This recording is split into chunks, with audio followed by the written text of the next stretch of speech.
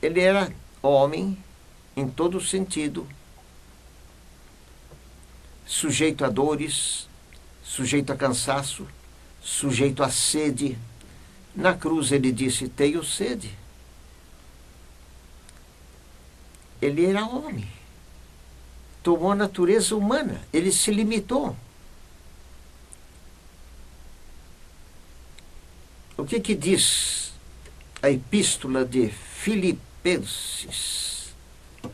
Tende vós o mesmo sentimento que houve em Jesus Cristo, o qual, subsistindo na forma de Deus, não considerou que o ser igual a Deus fosse coisa de que não devesse abrir mão, mas esvaziou-se, tomando a forma de servo. Ele não deixou de ser Deus, apenas se limitou nas suas funções como homem. Mas Jesus Cristo é Deus, é de natureza divina. Ele merece adoração. O livro de Hebreus diz de Jesus: o teu cetro, ó Deus, dura para sempre. Que todos os anjos o adorem. Ele merece adoração. Ele aceitou a adoração quando apareceu ressuscitado aos 11, lá no monte. E o que ele lhes diz? Indo, fazei discípulos, batizando-os em nome do Pai, e do Filho, e do Espírito Santo. Ele se coloca ao lado do Pai, ao lado do Espírito Santo,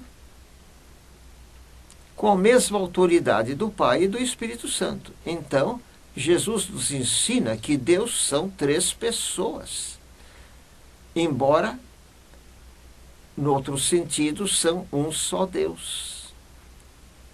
Aí está o chamado mistério, que nós não conseguimos entender bem. Eu não vou dizer que eu entenda isto, mas eu creio nisto. A Bíblia apresenta Deus como 3 pessoas em várias passagens das Escrituras. No livro de Gênesis, por exemplo, o primeiro versículo no hebraico diz: no princípio criou Elohim. Elohim, que foi traduzido como Deus, poderia ser traduzido também como deuses, no plural. No princípio criou deuses, Elohim. A terminação rim, na palavra hebraica, indica plural.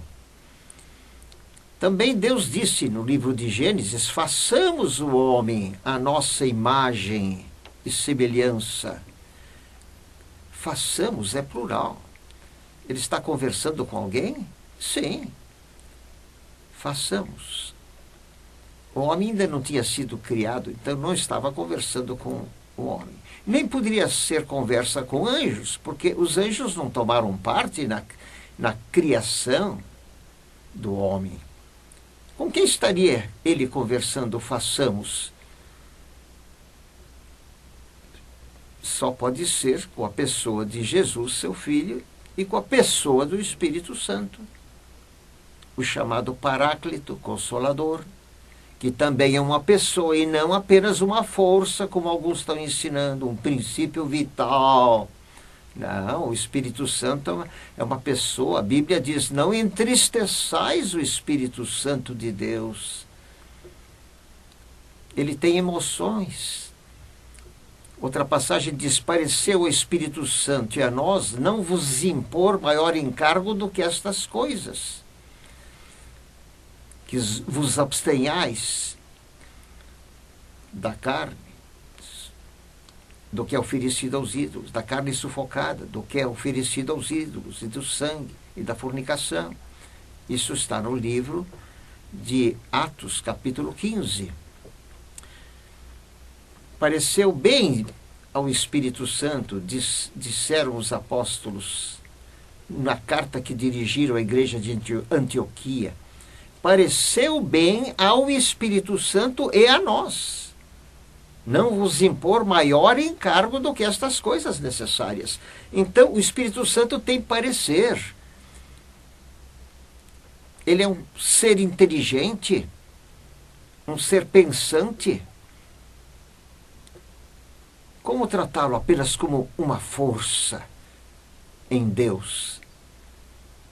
É claro que ele é forte, mas ele é uma personalidade divina. Ele é tanto Deus quanto o Pai e o Filho. É o chamado mistério da Trindade, que é difícil a criatura humana compreender, porque nós, seres humanos, somos finitos. Como vamos compreender o Deus infinito? Teríamos que ser tão infinitos como Deus para entendê-lo em toda a sua extensão. Mas a Bíblia nos revela que Deus são três pessoas, todas divinas, todas no mesmo nível de autoridade,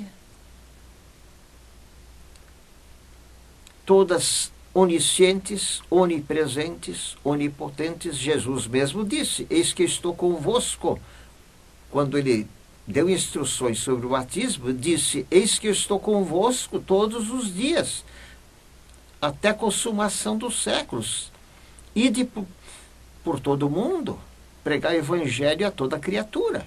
Como é que Jesus iria estar em todo o mundo se ele não fosse Deus, onipresente, tanto Deus quanto o Pai? A Bíblia apresenta Jesus como divino, como Deus, e digno de adoração, de obediência, digno de ser recebido como autoridade máxima em nossa vida, junto ao Pai e ao Espírito Santo. Sobre o Espírito Santo, Jesus também tinha dito, quando neste mundo: convém-vos que eu vá, se eu não for, não virá a vós o Paráclito.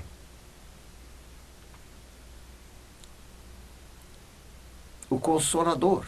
Paráclito, no grego, é traduzido como o Consolador, o advogado, aquele que fica ao lado do paciente para confortá-lo, para sustentá-lo, para animá-lo, para iluminá-lo. Então, o Espírito Santo é tratado como uma personalidade divina. Quem é Jesus? Jesus é Deus, tanto Deus quanto o Pai e o Espírito Santo. O que é que ele veio fazer? É a outra pergunta que faríamos. Ele veio com a missão de salvar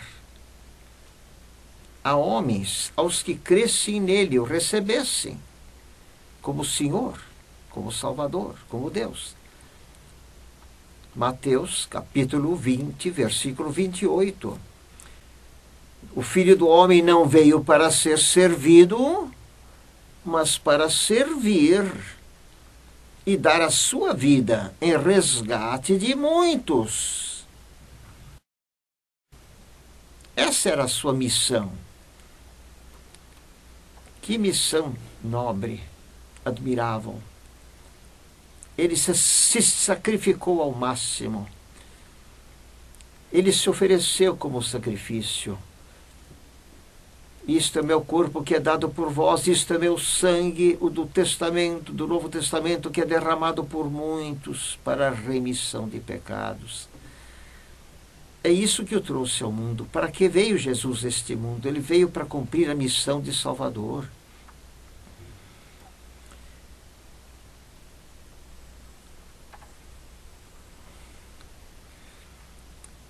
Agora perguntamos, por que foi necessária a morte de Jesus Cristo para salvar pecadores, Por que que Deus não salvou os homens de outra maneira? Era só perdoar a todos e todos seriam salvos, todos iriam para o paraíso. Porque foi necessária a morte